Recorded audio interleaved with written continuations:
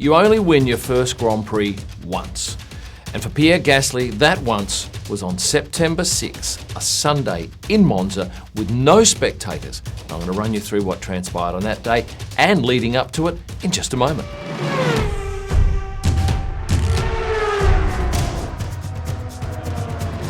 Did you watch the 2020 Italian Grand Prix? I did.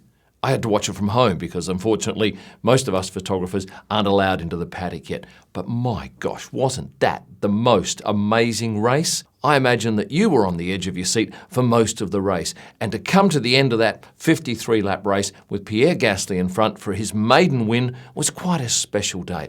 So let's step it back. Let's start with the race and then I'm going to go even further back. Pierre qualified 10th. He started on soft tyres. And by turn 2, he'd made up one position already. On lap 6, this man lost his brakes. And you would have seen him career through those polystyrene foam boards blocking the runoff at turn 1. It was spectacular vision. So straight away, we're one car down. Lap 19 was an important lap for Pierre. He's being pressured behind from Daniil Kvyat, and there's some talk that he may have had to have pulled over to allow Daniil to get past. It didn't happen. But instead, when Kevin Magnussen went out, Pierre pitted. Turned out to be a masterstroke. The safety car came out. Lewis decided he would pit immediately for tyres, but came in early, but broke the rules by coming in while the pit lane was closed, much like Giovinazzi did a short time later. So there we have the situation where Lewis is faced with a penalty, and it will be a sizable penalty. On lap 21, most of the other cars come in. And by lap 23, when everything's all done and dusted, everyone's out of the pits, suddenly Pierre's in third position. In front of him, Lance Stroll and Lewis Hamilton. But surely he's not going to win a race from third midway through, is he? That's what we're all thinking. Better cars in the field, plenty of time left for people to do amazing things, as is often the case in F1. When the safety car went in, we're off and racing again. But shortly after, lap 25, Charles Leclerc goes off, spears off at high speed, cleans up the tyre barrier, and that brings about a red flag. The race is stopped. Once again, Pierre still in third, Lance Stroll second, Lewis in first. By that time, we know that Lewis has got himself a penalty. The race recommences on lap 28. By the time we get to turn 2, Lewis Hamilton is still in front. Gasly's gone to second. Third, Kimi Raikkonen. Fourth, Lance Stroll. At the end of that first lap of the restart, Lewis Hamilton comes in. He has to serve his penalty within 3 laps of the restart. He does it immediately. That leaves Pierre in front of the 2020 Italian Grand Prix. Over the next 19 laps, second place Carlos Sainz gradually makes up that difference. He gets it down to 1.3 seconds at the start of the final lap. Much tension as you were watching on telly, and I imagine that the TV ratings for this race were completely through the roof. As they cross the line for that last lap, Carlos is less than a second behind. He has access to DRS. As they come to the first turn, he's not close enough to overtake, but there must have only been 3 car lengths in it between Pierre and Carlos. Then we have the second chicane, and as they go down the back straight entering the Parabolica, it's clear that all Pierre has to do is stay on the track, put his foot down at the exit, and he will cross the line, which he did 4/10 ahead of Carlos Sainz in second, with Lance Stroll hanging on for third.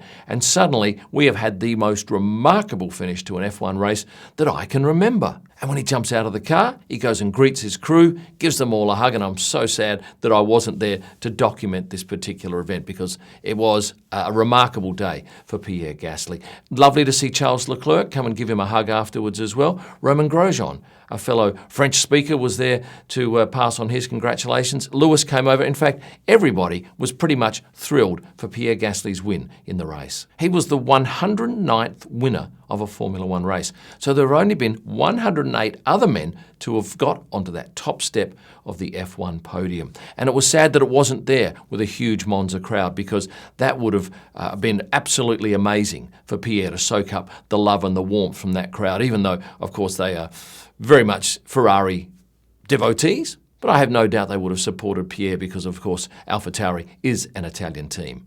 When I look back at the podium, and I was sitting at home waiting to put a post up, and I had this particular picture here ready to go. It turns out it was one of my biggest posts for the last couple of weeks, and rightly so, because as you can see, we have 3 different colours. Normally, we have silver and blue, some sort of variation. To see 3 different teams and not your top 3 teams was such a rare thrill and a great win for Formula One. And then Pierre stood for the national anthem, hand on his heart, soaking up that particular moment. And afterwards, spraying of champagne, normal, yes, and then he just sat on the podium step for some time. There's no doubt he would have been thinking of his very close friend Antoine Hubert, who died nearly a year ago. They roomed together for some time, and it hit Pierre particularly hard last year. So I think that was a great moment, as it was for Charles at this race when he also dedicated his win to Antoine. And then he left the stage holding his trophy, a trophy that will take pride of place in his house. And you probably know this already, but his family suffered a robbery recently, and a lot of Pierre's past racing kit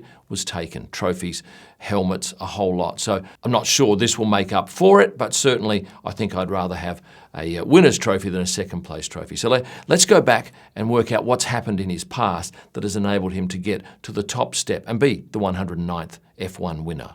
Let's step back to 2017. He got his big break when he got the announcement mid-season that he would join Toro Rosso. There were 6 races to go. He raced in all of them except the USA GP because he had a commitment back in Japan, which turned out to be a cancelled race because of a typhoon. In 2018, he finished 15th in the drivers' standings. His best race result was a 4th in Bahrain. But come August of 2018, he got the great news that he would be getting a promotion to Red Bull Racing, where he would support Max Verstappen. He worked hard during the off-season, and come 2019, he was out at testing and looking good, except he had a crash in testing, which dented his confidence a little bit. He went to Melbourne, and that was his first race as a Red Bull driver. He raced for 12 races with Red Bull that season, and his best being a 4th in Great Britain. However, as we all know, he was demoted, sent back to Toro Rosso.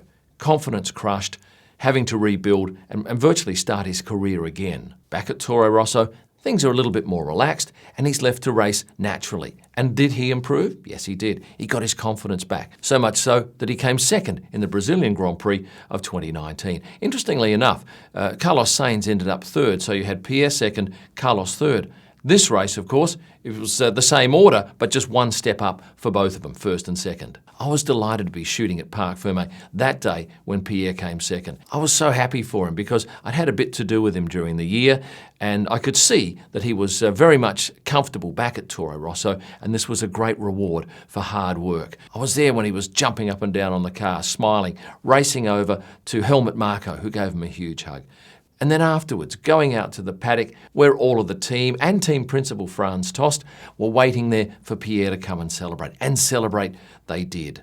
It's been a tough year for everybody in Formula One. And when you look back at the start of the year, after the Melbourne race was abandoned and cancelled, Pierre went to Dubai with his trainer Pirri. And they spent months just working out together. There was no other influence for them. He wasn't with his family, unfortunately.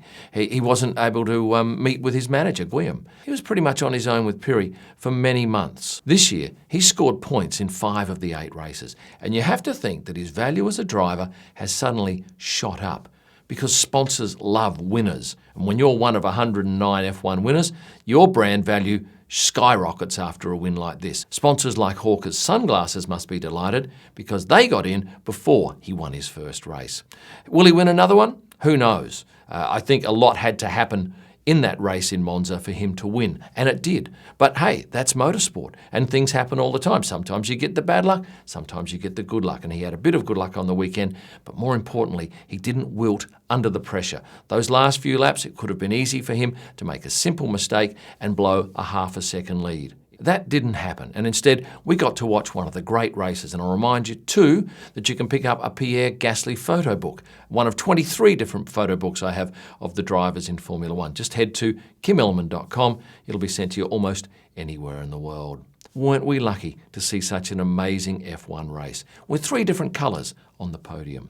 If you've liked this video, I invite you to like it by pressing the button, subscribe if you haven't done so, and the bell button means that you get notifications when I release videos. All my images are available at prostarpics.com. You'll find my F1 photo books, podcasts and blogs at kimillman.com, and for my best pics, head to Instagram at kimillman. Thanks for watching and stay passionate.